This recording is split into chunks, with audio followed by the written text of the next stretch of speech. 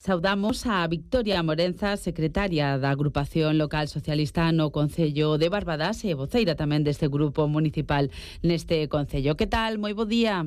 Hola, que tal? Moitísimas gracias, Victoria, por atendernos e, sobre todo, para dar a coñecer, non, o traballo que estades facendo.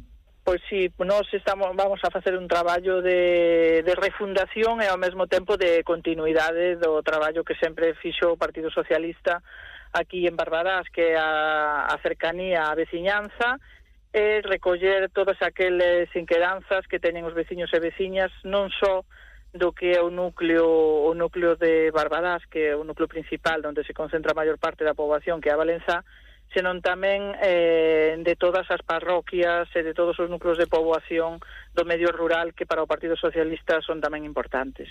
E, sobre todo, por onde pasaría ese traballo de cara ás municipais? Pois ese traballo pasaría por volver a retomar os grandes proxectos que quedan pendentes, que sempre quedan cuestións por reformular, e despois, sobre todo, facer un traballo de pedagogía para que as persoas que son os nosos posibles votantes entendan, e a cidadanía en xeral entenda un pouco o que pasou aquí en Barbadas recentemente. Temos que falar de proxectos en concreto, como un deles, que xa no seu momento tocamos, ese proxecto cultural e urbanístico de Carmen Martín Gaite. Como estaría nestes momentos?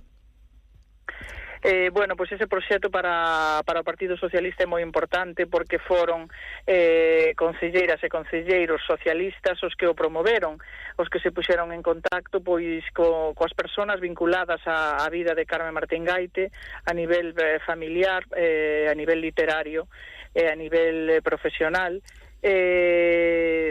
Todo xurdiu coa posta en contacto con David González Couso, que é o escritor que profundiza na vida de Carmen Martín Gaite e, sobre todo, na súa relación con Piñor. Entonces todo eso se ten forma en un gran traballo que fixo Luis Congil, que é o plan director, máis un traballo urbanístico que é para desenrolar todas as ideas e toda a pegada que deixou Carmen Martín Gaite en San Lourenzo de Piñor, en Barbadas.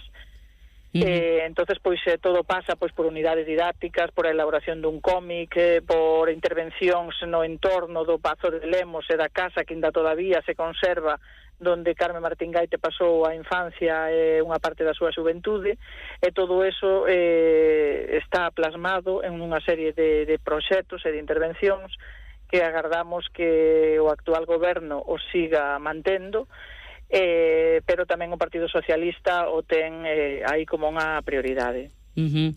Facemos mención, non queda moito tempo, pero sí que me gustaría ese plan Cooperou 2026 e proxectos Edil nos que estabades tamén traballando, non? Sí, o plan Cooperou, evidentemente, xa levábamos meses traballando, quedaron os proxectos plasmados en diferentes parroquias, en Piñor, nas Lamas, en Sobrado, na Finca Fierro, e todos estes proxectos xa se viña traballando neles, como dicía antes, dende había tempo, e agora van ver a luz, pero bueno, hai que ter en conta que é un traballo realizado dende o grupo socialista. E despois todas a xente investimento que vai a facer Europa nos tres concellos, en Pereiro, Barbadas e San Cibrao, pois tamén é importante. Para nós é importante a senda peonil que comunica San Cibrao con Barbadas, que é un deses proxectos. Outro dos proxectos, precisamente, de intervención urbanística no entorno onde viviu Carmen Martín Gaite. Outro dos proxectos é a instalación dun elevador ou co acompañamento dunha rampa no centro médico de Barbadas. E algún outro proxecto no que están traballando, no que nos consta que están traballando, como é a cubrición das pistas da Solaina. Entón, todos eles son proxectos importantes. Tamén outro proxecto sería a intervención no entorno das piscinas e do polideportivo na zona verde.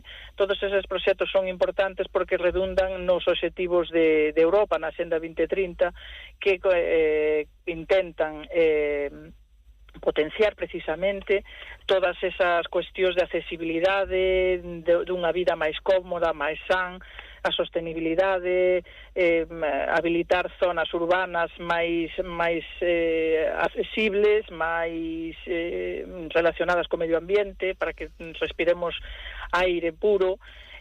Todas estas cuestións nas que Europa incide, pois son as cuestións que dentro do Partido Socialista intentamos plasmar nesta serie de proxectos que agora se van a financiar con estes fondos EDIL. Moi ben, pois nada, moitísimas gracias, Victoria. Falamos, que teñas unha boa xornada. Un saúdo. Chao. Gracias.